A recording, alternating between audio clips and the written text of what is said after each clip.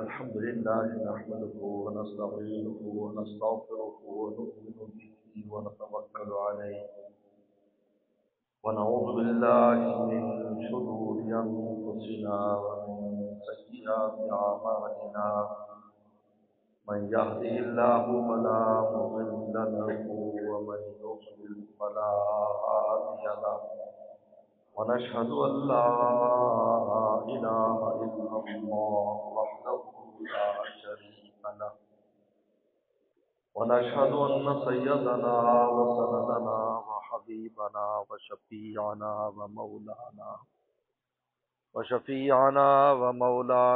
محمدا عبده ورسوله صلى الله تعالى عليه وعلى آله وأصحابه وبارك وسلم.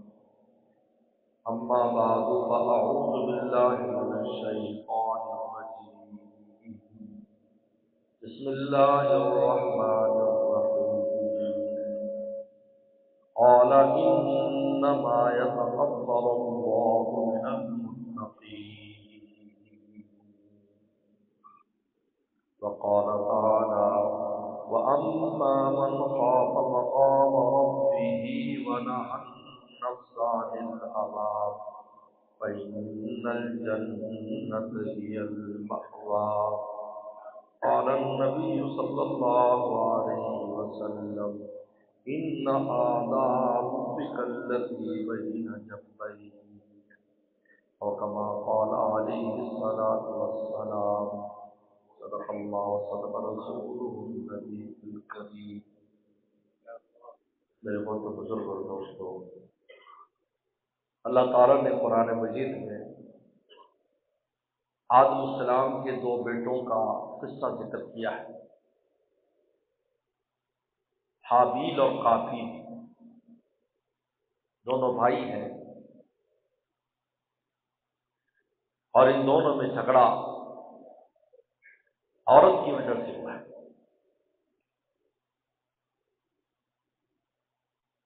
علامہ عبدالکریم شاہ ثانی بہت بڑے عالم ہیں اور علم مناظرہ کے بڑے امام ہیں۔ انہوں نے الکتاب الملل والنحل ایک کتاب ہے جس میں تمام آسمانی مذاہب اور لوگوں کے بنائے مذاہب کی تفصیل ذکر کی کہ دنیا میں کیسے کیسے مذہب رائج ہوئے۔ وہاں انہوں نے ایک بات کی ہے کہ جب شیطان آدم السلام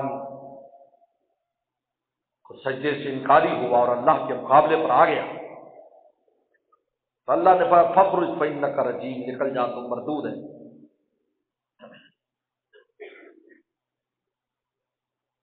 تو شیطان نے کہا اللہ تیرے ساتھ میرا مقابلہ پڑ گیا ہے، اور مقابلہ اس بات میں ہے کہ میں اس انسان کو گمراہ کروں گا، آپ ہدایت پر چلائیں گے، میں گمراہ کروں گا، تو مجھے ہتھیار چاہیے۔ تو یہ ہتھیار تو آپ کے پاس ہے۔ اللہ تعالیٰ نے ہتھیار دیے، مال و دولت کا ہتھیار دیا، مرتبے مقام کے ہتھیار دیے، زمینوں کے ہتھیار دیے، ساری دنیا میں جو فساد کے ذرائع ہیں وہ سارے ہتھیار دیے گئے۔ شیطان کی تسلی نہیں ہوئی، کہا نہیں ابھی ہتھیار کم ہے، ایٹم بم نہیں ملا ابھی، سارے آگے ایٹم بم نہیں آئے۔ تو عورت کا ہتھیار دیا، عورت کا ہتھیار۔ کہ جب عورت کا ہتھیار دیا گیا شیطان کو تو شیطان ناچنے لگا، انہوں نے کہا میں کسی کو نہیں چھوڑوں گا، اتنا خطرناک ہتھیار ہے۔ حبائل الشیطان فرمایا۔ اس میں عورتوں کو بھی تنبیہ ہے، یہ نہیں کہ ہمیں کہا مردوں کو، عورتوں سے بھی کہا گیا ہے ایسا نہ ہو کہ تم شیطان کے لیے استعمال ہو جاؤ، اپنی احتیاط کرو۔ کیا بات ہے کیوں گڑبڑ کر رہے ہو؟ اشارے مت کرو نا، ادھر ہو کر بیٹھو گا۔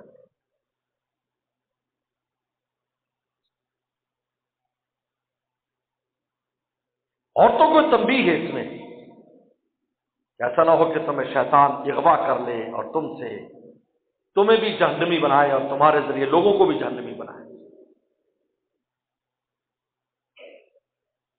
ورنہ ان عورتوں کی تعریف قرآن نے کی ہے، عابدات، سائحات، راکعات، ساجدات، نیک عورتوں کی خود قرآن مجید تعریف کر رہا ہے۔ حضرت مریم علیہ السلام کا قصہ بیان کر کے مریم السلام کے اللہ نے مقام کو بیان کیا ہے کہ مریم السلام کس مقام کی خاتون تھی، صدیقہ، مقام صدیقیت پر فائز کی عورت ہو کر۔ اما عائشہ صدیقہ رضی اللہ عنہا کو بھی صدیقہ کہا جاتا ہے کہ وہ ایک عورت ہو کر مقام صدیقیت پر فائز تھی۔ مقام صدیقیت تو آسان نہیں ہے، نبوت کے بعد ولایت کا سب سے اونچا مقام صدیقیت کا مقام ہے، خاتون ہو کر صدیقیت کے مقام کو حاصل کر رہی ہے۔ اللہ نے جہاں پر مردوں کو تنبیہ کی ہے کہ تم اس جال سے بچو، وہاں عورتوں کو بھی تنبیہ کی ہے کہ تم شیطان کا جال نہ بنو، ایسا کام نہ کرو کہ تم شیطان کا جال بن جاؤ۔ یہ جو روایت آتی ہے کہ عورت تقبل بھی شیطان وہ تدبر بھی شیطان، کہ جب آتی ہے عورت تو آگے بھی شیطان ہوتا ہے، اس کے پیچھے بھی شیطان ہوتا ہے۔ یہ ننگی پھرنے والی عورتوں کے لیے ہے، باپردہ عورت کے لیے تھوڑی ہے۔ ننگی پھرنے والی عورتوں کے لیے کہ جب آئے گی منہ کھول کر پھرے گی، تقبل بھی شیطان، شیطان اس کے آگے آگے لوگوں کو دعوت دیتا ہے، اس کو دیکھو، اس کو دیکھو، سب کو ایسے کرتا ہے، اس کو دیکھو، اس کو دیکھو، جیسے کوئی شور مچا دے گا، اس کو دیکھو تو سب دیکھنا شروع کر دیں گے۔ تدبر بھی شیطان، ننگی پیچھے سے بھی نظر آئے، یہ دیکھو، اس کو دیکھو، آگے بھی شیطان ہے، پیچھے بھی شیطان۔ لیکن اگر باپردہ ہے، با حیا ہے، ضرورت کے وقت گھر سے باہر نکلتی ہے، فرشتوں کا پہرا اس کے ساتھ ہوتا ہے، شیطان کا کوئی کام نہیں ہوتا۔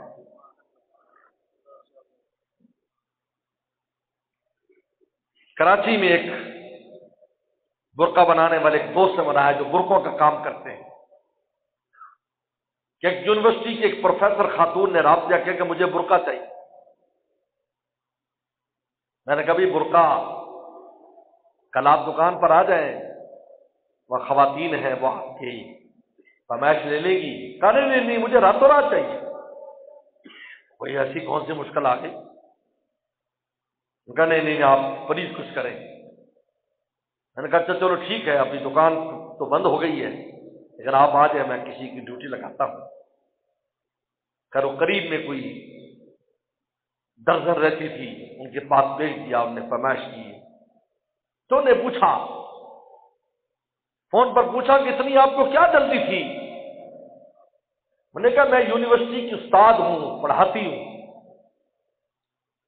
میں بس میں، یونیورسٹی کی بس میں جاتی ہوں، میرے ساتھ بہت سی بچیاں جاتی ہیں جو برقعے میں ہوتی ہیں، میں استاد ہونے کے باوجود بھی مجھے اسٹوڈنٹ بری نگاہ سے دیکھنے اور مجھ پر بات کرنے سے باز نہیں آتے، اور وہ جو ان کی کلاس فیلوز ہیں جو برقعے میں ہوتی ہیں، ان کی طرف نہ وہ دیکھتے ہیں نہ ان کے بارے میں کو بات کرتے ہیں۔ تو میں نے جب غور کیا یہ فرق کی ہے، تو میں نے کہا یہ برقعے کا فرق ہے، اس رسول اللہ صلی اللہ علیہ وسلم کے حکم کا فرق ہے، اس لیے مجھے راتوں رات برقع چاہیے تاکہ میں بھی اس کے اندر محفوظ ہو جاؤں اور مجھے احترام کی نگاہ سے لوگ دیکھنے لگیں۔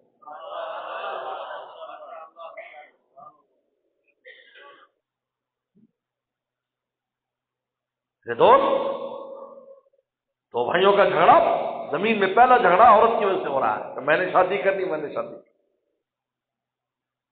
اب قابیل کی شادی ان سے جائز نہیں تھی، وہ کہ محرم بنتی تھی، بہن لگتی تھی۔ حابیل کی شادی ہونی تھی، بھائیوں میں تنازع ہو گیا۔ آدم صلی اللہ علیہ وسلم کے پاس آئے، انہوں نے کہا دیکھو اب نیا نیا انسان آیا ہے، زمین میں آدم علیہ السلام آئے، ابھی پورے احکام بھی نہیں اترے۔ انہوں نے کہا بھائی اللہ تعالیٰ سے فیصلہ کراتے ہیں، تم ایسے کرو، تم دونوں صدقہ کرو، جس کا صدقہ قبول ہو گیا وہ سچا، جس کا قبول نہیں ہو وہ جھوٹا۔ اب صدقہ ایسا ہوتا تھا جب صدقہ کیا جاتا تھا آسمان سے آگ آتی تھی، وہ جلا دیتی تھی، یہ جلانا دلیل تھا کہ وہ قبول ہو چکا ہے۔ اب حابیل نے ایک میڈا صدقے میں ذبح کر کے وہاں پر رکھ دیا، اور قابیل نے گندم وغیرہ ایسی کوئی چیز تھی، اناج تھے، وہ رکھ دیا۔ آسمان سے آگ آئی،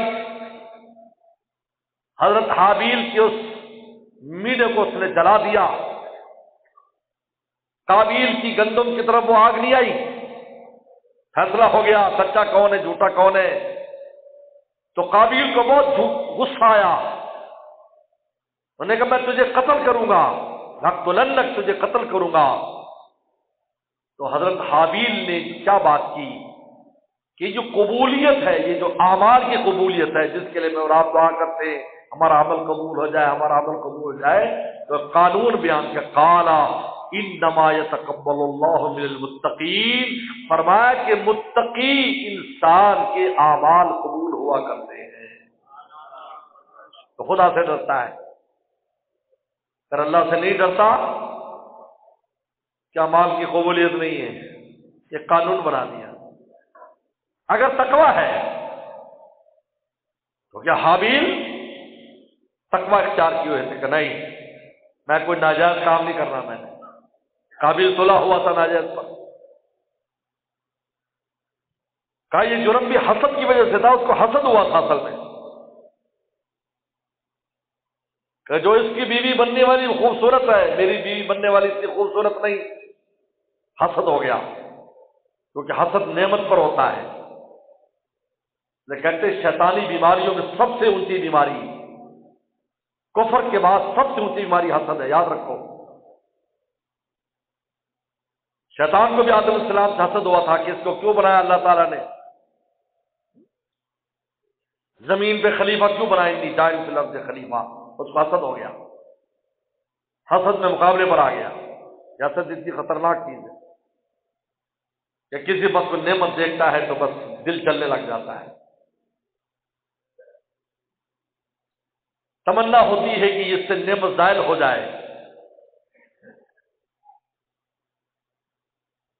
حضرت کی محمد خان بھی رہوں، کسی نے کہا کہ مجھے کسی سے حسد ہے میں کیا کروں، اور میں اس کے لیے دعا کرو، اور میں ہے تو کڑوی گولی لیکن شفا پا جاؤ گے۔ کتنی مشکل کام ہے بھائی، جیسے حضرت اس کی دعا اللہ بھی اس کو اور خیر دے، یہ بالکل پنین کی گولی کی طرح گلے سے نہیں اترے گی لیکن شفا ہو جائے گی، راحت ہو جائے گی۔ حاسد دراصل اللہ تعالیٰ پر اعتراض کرتا ہے کہ اس کو نعمت دی مجھے کیوں نہیں دی، یہ تقسیم تو اللہ تعالیٰ کی ہے بھائی، بولو بھائی، تقسیم اللہ کی ہے، بندے کا اس میں کیا دخل ہے؟ پھر آپ کسی کے پاس بھی جو نعمت ہے ہم نے کون سی مانگی تھی، بولو بھائی، تو مانگی ہے کہ یہ نعمت دینا، ایسا قوم قبیلہ دینا، ایسے ماں باپ دینا، ایسے بہن بھائی دینا، ایسی بیوی دینا، ایسے بچے دینا، ایسی روٹی دینا، کس نے مانگی؟ ہم تو عدم میں تھے، ہمارے تو وجود بھی نہیں تھا۔ لم یکن شیئا مذکورا، قرآن کہتا ہے تمہارا تو تذکرہ بھی نہیں تھا کہ تم بھی کہیں دنیا میں آنے والے ہو، تمہارا تذکرہ بھی نہیں تھا، تو پھر اللہ نے تقسیم کر دی، کسی کو بادشاہ بنا دیا، کسی کو فقیر بنا دیا، یہ سب ان کی تقسیم ہے۔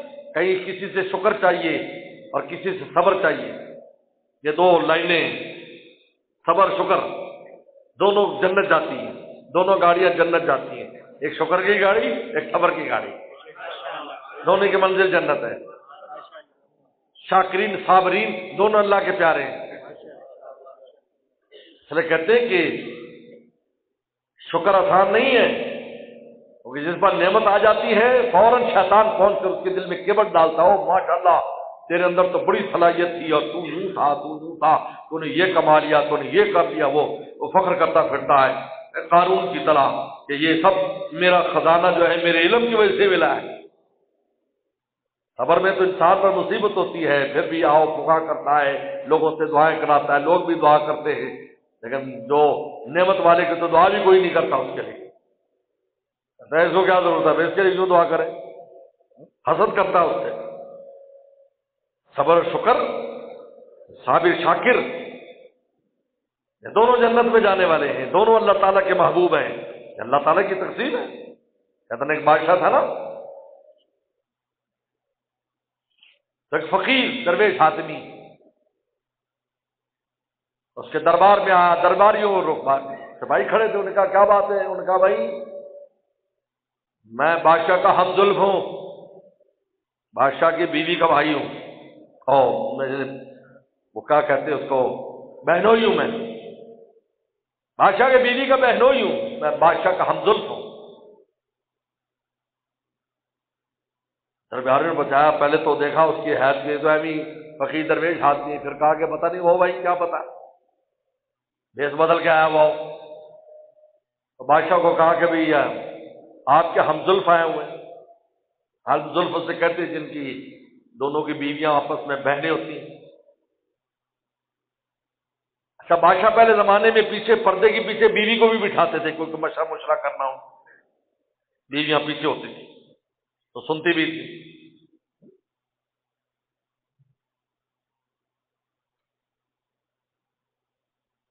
بادشاہ بہت ہنسا۔ بادشاہ نے بیوی سے کہا بھی تیری کوئی بہن تھی؟ تو کہتی تو اکیلی تھی۔ یعنی میری تو کوئی بہن نہیں تھی۔ کہا لو جی بنویا صاحب تو باہر آیا کھڑا ہے، بنویا آیا کھڑا باہر۔ بادشاہ نے کہا بھی چلو کوئی مسخرہ ہی ہوگا، بلاؤ بھائی۔ دربار میں آ گیا، وہ چڑھ کے بیٹھ گیا بادشاہ کے پاس۔ بھائی تو میرا کیسے ہمزلف ہے؟ میری بیوی کی تو کوئی بہن نہیں۔ ان کا نہیں بھائی آپ نے سمجھا نہیں، امیری غریبی دو بہنیں ہیں، ایک تیرے گھر ایک میرے گھر ہے۔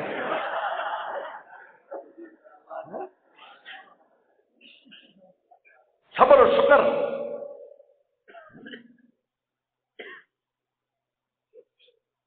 حسد کی وجہ سے آسمانوں پر شیطان نے گناہ کیا، زمین پر بھی گناہ ہوا ہے، قتل ہوا، قتل میں پہلا قتل۔ اور اس جرم کی سزا کیا ملی قابیل کو؟ رسول اللہ نے ارشاد فرمایا کہ قتل کی بنیاد قابیل نے ڈالی تھی، قیامت تک ناحق قتل ہونے والوں کا خون قابیل کی گردن پر بھی ہے۔ بتائیے کتنی خطرناک بات ہے، قیامت تک جتنے خون ہوں گے ان خونوں میں اس کی شراکت داری۔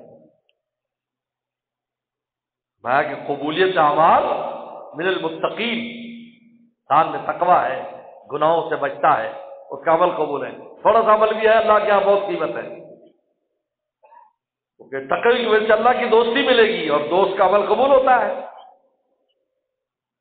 اللہ کا دوست تھوڑا بھی عمل کرے گا اللہ کیا قبول ہے؟ اس لیے نبی کی 2 رکعت اور امت کی کروڑوں رکعتیں برابر نہیں ہو سکتی، اور ولی کی 2 رکعت غیر ولی کی 1000 رکعت بھی برابر نہیں ہو سکتی۔ انما یتقبل اللہ من المتقین، اللہ نے فیصلہ کر دیا ہے، اور تقوی نام ہے اس نفس کو بدماشی سے روکنے کا۔ اما من خاف مقام ربہ ونہى النفس عن الہوى، فرمایا جو اپنے رب کے سامنے کھڑے ہونے سے ڈرتا ہے، ونہى النفس عن الہوى، اور فرمایا کہ اپنے نفس کو ہوا سے روکتا ہے۔ ہوا کہتے ہیں ناجائز خواہشات، نفس کی ناجائز خواہشات کا نام ہوا ہے۔ ہوا یہوی عربی زبان میں کہتے گڑے میں گرنا، یعنی جو نفس کی ناجائز خواہش پر عمل کرتا ہے وہ جہنم کے گڑے میں گر جاتا ہے۔ ہوا یہوی، ہوا کو کہتے ہیں۔ تو ہوا میں اگر کوڑے گا تو زمین پر گرے گا تو ہڈی پسلی کچھ نہیں بچتی۔ وَنَنَّهَا النَّفْسَ عَنِ الْهَوَىٰ، اللہ کے سامنے کھڑے ہونے کا خوف ہے، میں نے اللہ کے سامنے کھڑا ہونا ہے۔ حضرت ابوبکر صدیق رضی اللہ تعالیٰ بکرات قیامت کے حالات سوچنے لگے، قیامت کے حالات، اور کہا کہ اللہ کے سامنے کھڑا کیا جائے گا، میزان پر اعمال کھلیں گے۔ اتنا خوف طاری ہوا کہ زبان سے پتہ کیا کہا، ہائے کاش میں کو گھاس ہوتا جس کو کوئی بکری چر لیتی۔ ہم تو سوچتے نہیں ہیں کہ ہم نے آگے بھی جانا ہے، حساب بھی دینا ہے۔ حضرت عمر فرماتے تھے حاسبوا قبل ان تحاسبوا، اے لوگوں اپنا حساب کتاب اس بڑے حساب سے پہلے خود ہی کر لو تو بہتر ہے، آج حساب کتاب کر لو بہتر ہے۔ آج حساب کر لو کہ ہماری نیکیاں کتنی ہیں، گناہ کتنے ہیں۔ ہر آدمی 1-5 منٹ لگتے ہیں، جوانی سے لے کر اب تک دیکھ لے کتنی نیکیاں ہیں اور کتنے گناہ ہیں، وہ سمجھ میں آ جائے گا ساری بات کہ نیکی زیادہ ہے یا گناہ زیادہ ہے۔ ہماری تو نمازیں ہی پوری نہیں ہیں، روزے پورے نہیں ہیں، جو فرائض ہیں وہی پورے نہیں ہیں، اور فکر بھی نہیں ہے کہ ابھی مر جائیں گے تو کون سا دنیا میں ایسا کمپیوٹر جو بتائے گا اس ذمے تمہارے ذمے نمازیں پچھلے بارے اس کا فدیہ ادا کریں۔ اور ویسے بھی لکھا ہے کہ اگر نماز کی فدیے کی وصیت نہیں کرتا اور پیچھے والا ادا کرے تو اس کی قبولیت کا بھی اندیشہ ہے کہ یا نہیں۔ ہاں اگر وہ وصیت کرے اور پھر پچھلے والے ادا کریں تو پھر اللہ سے امید ہے، تو پھر بھی امید ہے، یہ یقینی نہیں ہے۔ پڑھ لو گے تو یقینی ہے، پڑھ لو گے نماز تو یقینی قبول ہے۔ یعنی وصیت کے باوجود بھی یہ ہے کہ شاید اللہ امید ہے کہ قبول کر لے، اور اگر وصیت ہی نہیں کی، مرنے والے کے 10-20 دیگیں کھڑکھڑا دیں صدقے کی، ایک نماز کا بدلہ نہیں بن سکتا۔ وصیت کرنی تھی، کیونکہ فدیے کا جو حکم ہے وہ روزے پر نماز کو قیاس کیا ہے، روزے میں فدیہ قرآن نے کہا ہے۔ ہاں وہ صحیح ہے، اگر روزہ ادا نہیں کیا تو اس کا فدیہ دے دے، یقینی ادا ہو جاتا ہے، کیونکہ قرآن میں نص صریح ہے۔ حج نہیں ہوا، حج بدل کر لیا، ادا ہو جاتا ہے اگر وصیت کر دی۔ لیکن نماز کے بارے میں اس کو روزے پر قیاس کیا ہے کہ اگر وصیت کر جاتا ہے کہ بھائی یہ میری نماز کی فدیہ دے دینا، تو پھر بھی اللہ سے امید ہے قبول، اگر وصیت ہی نہیں ہے تو پھر تو کچھ بھی نہیں ہے۔ اور میں حاسب قبل ان تحاسبوا، اللہ کی حساب کرنے سے پہلے اپنا حساب خود کر لو تم، ایسا نہ ہو کہ وہاں جا کر پھنس جاؤ۔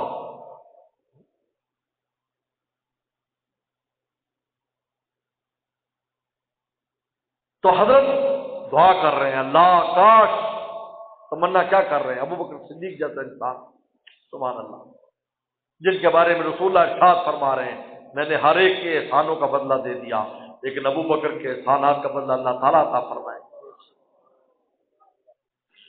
وہ یہ کہہ رہے ہیں کیونکہ اللہ تعالیٰ کی عظمت ایسی ہے کہ ان کے سامنے کھڑے ہونے کا خوف، جب دامن گیر ہوتا ہے سمجھ نہیں آتا کیا جواب دے گا، کیا چیز پیش کرے گا، کیا اس کے پاس۔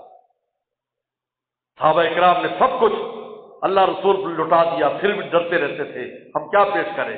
کلہم یخاف النفاق ولا نفسی، امام بخاری لاتا ہے، امام بخاری لا رہا ہے ہر صحابی کو یہ خوف ہوتا تھا کہ منافق تو نہیں ہو گیا۔ ہر صحابی، بخاری کی حدیث ہے، کلہم یخاف النفاق ولا نفسی، نفاق کیا ہے، میں منافق تو نہیں ہو گیا، کوئی ایسا کام کرنے کا میں منافق بن گیا۔ نافق حنظلہ کتنا مشہور قصہ ہے۔ رسول فرمایا کیسے تو اپنے آپ کو منافق سمجھتا ہے؟ کہ آپ کی مجلس میں اور کیفیت، گھر میں جا کے اور کیفیت، اس کا مطلب ہے کہ یہاں کچھ ہیں وہاں کچھ ہیں، لگتا ہے اندر نفاق آ گیا۔ فرمایا کہ نہیں، ایسا کچھ نہیں ہے، اگر یہی کیفیت رہتی جو میری مجلس میں رہتی ہے تو پھر مدینہ میں مسجد نبوی میں آنے والے فرشتے ہمارے بستروں پر تمہیں سلام کرتے۔ اللہ نے اب الگ الگ حالات رکھے ہیں، کبھی عروج ہوتا ہے کبھی نزول ہوتا ہے۔ جب عروج ہوتا ہے تو مولا کا حق ادا کرتا ہے، جب نزول ہوتا ہے تو مخلوق کی خدمت کرتا ہے۔ اگر عروج پر ہی رہے تو ماں باپ کی خدمت کیسے کرے گا، بیوی بچوں کو کیسے پوچھے گا؟ یہ نزول ہے، یہ نزول ہے۔ میں نے شیخ سے پوچھا، اپنے شیخ سے، حضرت کبھی ایسی کیفیت ہوتی ہے کہ آدمی کہتا ہے میں زمین پر نہیں، کبھی کیفیت ہے کہ میں زمین پر کھڑا ہوں۔ اور میں سنو، جب عروج کی کیفیت تو اللہ کا حق ادا کرو، جب تلاوت ذکر دعاؤں میں اپنے وقت کو گزارو، اور جب نزول کی کیفیت ہو مخلوق کی خدمت کرو۔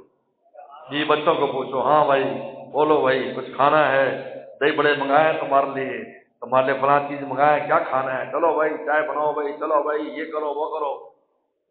بچوں کو پوچھو، ہاں بھائی کھلونا ولونا تمہیں لے کر دے، دوستوں کے ساتھ ہنسو بولو۔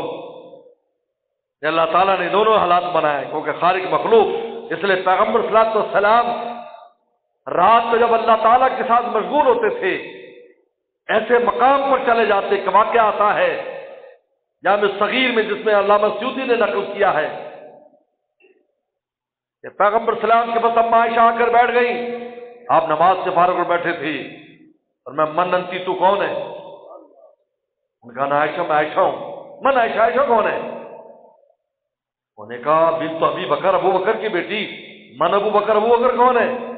ابن ابی قحافہ، ابو قحافہ کا بیٹا. اما ڈر گئی، ڈر کے پیچھے ہو کر بیٹھ گئی. آج رسول اللہ کو کیا ہوا؟ تھوڑی دیر بعد فرمایا کلمینی عائشہ، عائشہ تو کہاں ہے، مجھ سے باتیں کر. اب آگے آئیں، اللہ کے نبی صلی اللہ علیہ وسلم میں بھی آئی تھی تو میں تو ڈر گئی، آپ نے پہچانا نہیں. تو فرمایا اے عائشہ، کبھی اللہ تعالیٰ کے ساتھ میں ایسے مقام پر ہوتا ہوں جہاں کسی اور کا گزر نہیں ہوگا.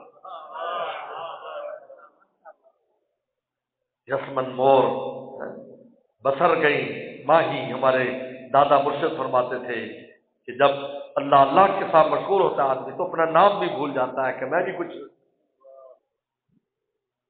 اب یہ کیوں باتیں فرماتے تھے؟ کلمینی، عجیب راز لکھا محدثین نے کہ آپ نے بھی نماز پڑھانی ہے، مجلس لگانی ہے، مخلوق کی خدمت کرنی ہے مسجد میں جا کر.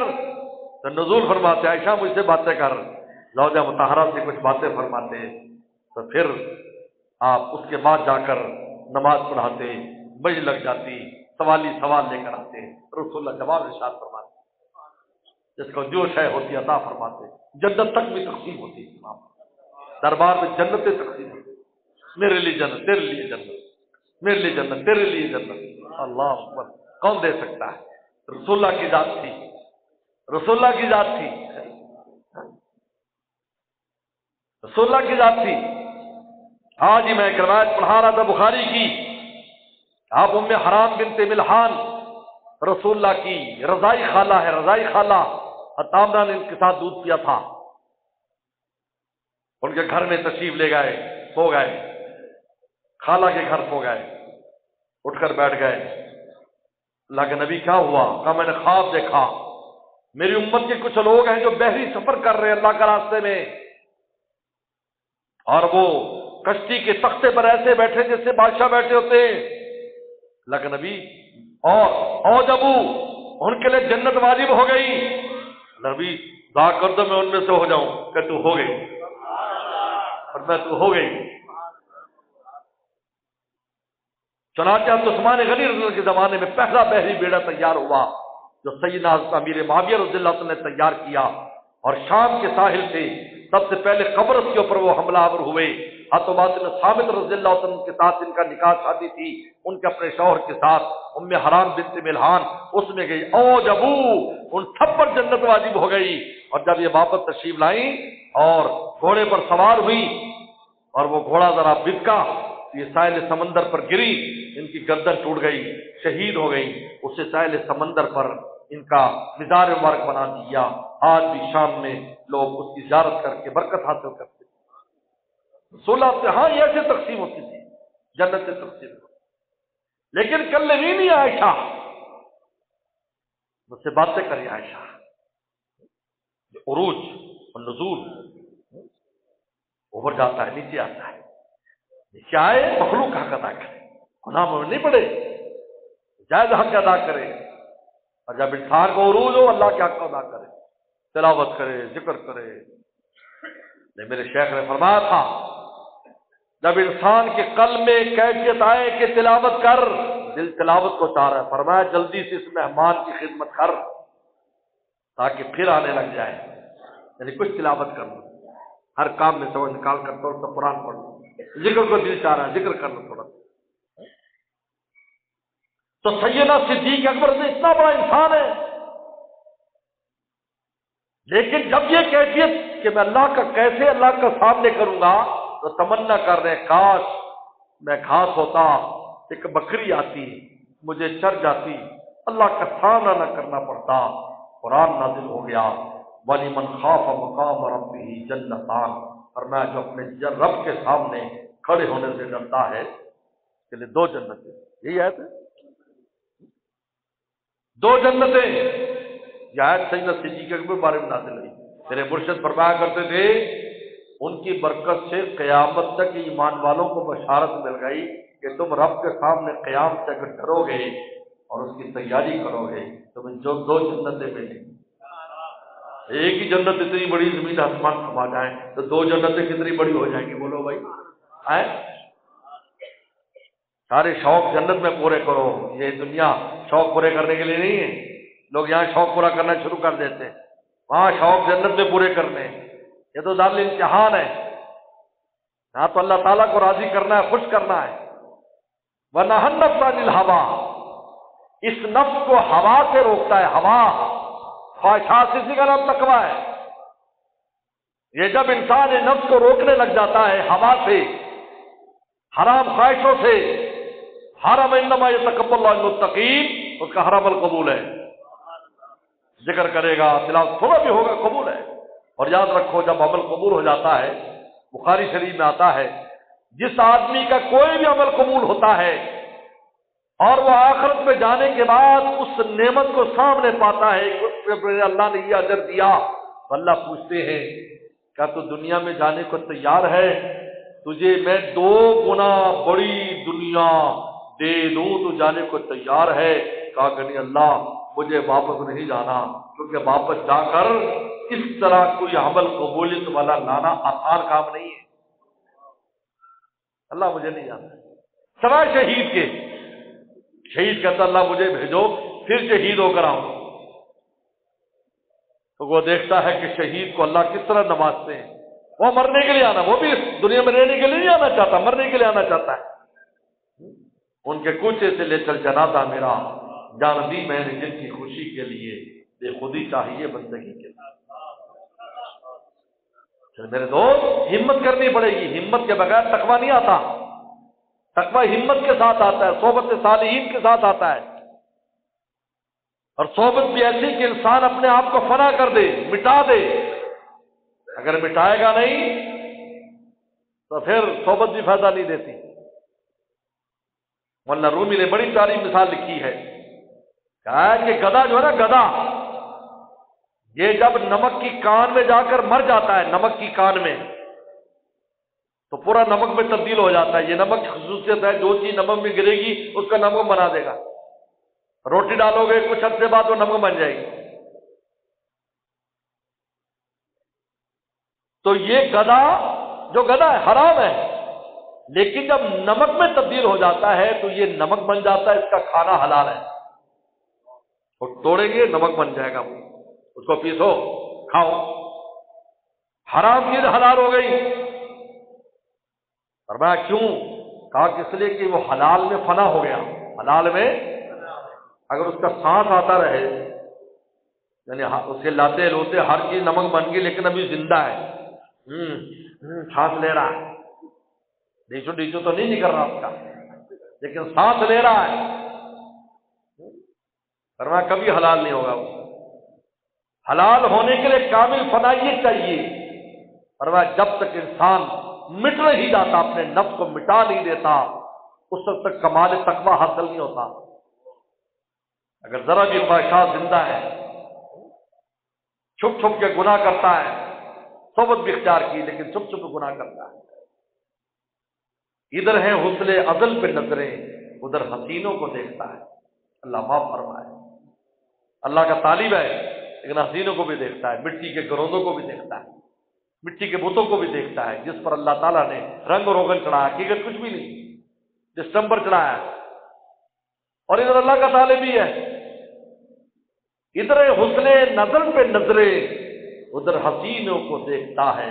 وہ کتنا معروم ہے جو صاحب کما رہا ہے، کما کر کما رہا ہے، ادھر کماتا ہے، ذکر اذکار کرتا ہے، تلاوت کرتا ہے، اللہ والوں کی صحبت میں جاتا ہے، اپنی گٹھڑی اچھی بنا رہا ہے، اور ادھر حسینوں کو دیکھ کر نفس کی حرام خواہشوں کو پورا کر کے اس گٹھڑی کو شیطان اور نفس کے ہاتھوں لٹوا دیتا ہے۔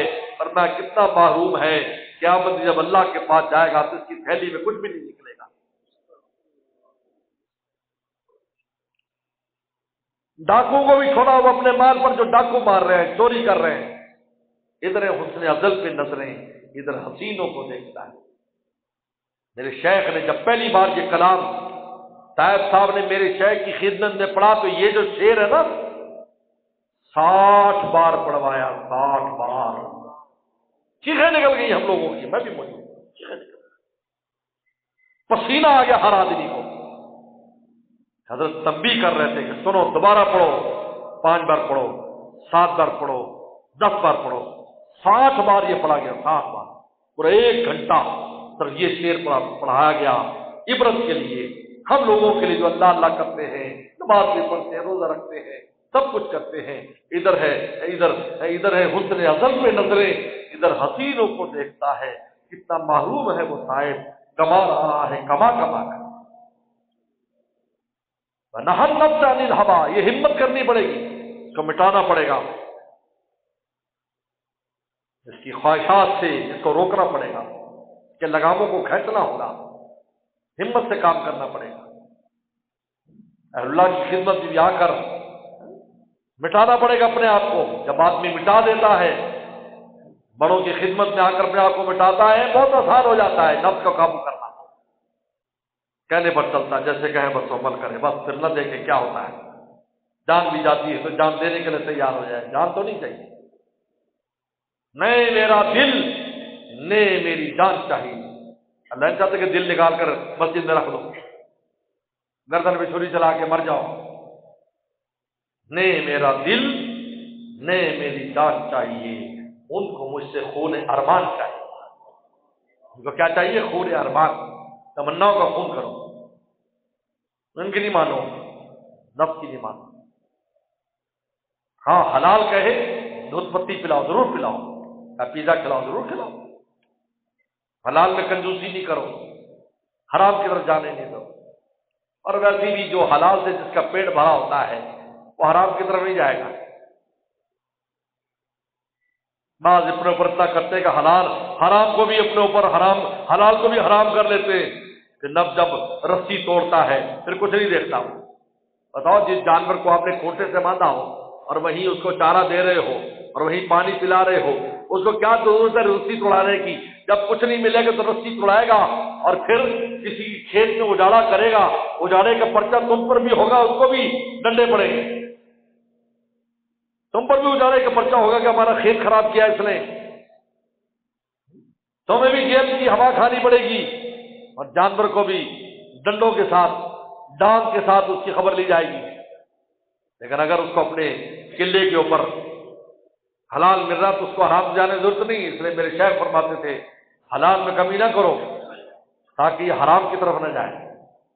تمہاری بیوی ہے، ان کے ساتھ خوش رہو، بچوں کے ساتھ خوش رہو، دوستوں کے ساتھ خوش رہو، حرام کی طرف نہ جانے دو۔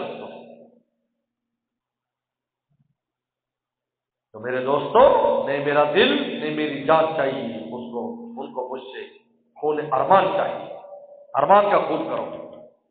وَنَهَى النَّفْسَ عَنِ الْهَوَىٰ فَإِنَّ الْجَنَّةَ هِيَ الْمَأْوَىٰ، ان لوگوں کا ٹھکانہ جنت ہی ہے۔ اللہ بتا دے جنتی بننا چاہتے ہو تو اللہ کے سامنے کھڑے ہونے کا خوف پیدا کرو اور نفس کو حرام خواہشوں سے روکو، تم یقینی جنتی ہو۔ اور دوسرا مقام فرمایا کہ 2 جنتیں ملیں گی، ایک نہیں بلکہ کتنے ملیں گی؟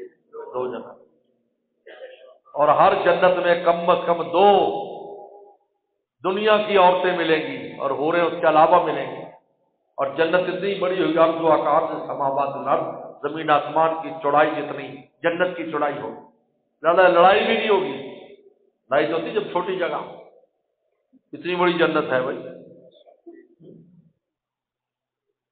کوئی کہیں کوئی جو ہے نا فیملی کہیں ہے، کوئی فیملی کہیں ہے، کوئی براق پر بیٹھے گا، اور براق کس طرح تیز دوڑتا ہے، جہاں اس کی نظر جاتی ہے وہاں اس کا پہلا قدم لگتا ہے، جہاں نظر جاتی ہے وہاں پہلا قدم اتنا دور دوڑتا ہے، پھر آگے سے قدم اٹھاتا ہے تو پھر اگلا قدم ڈالتا ہے، نظر گھومتے پھرے گا۔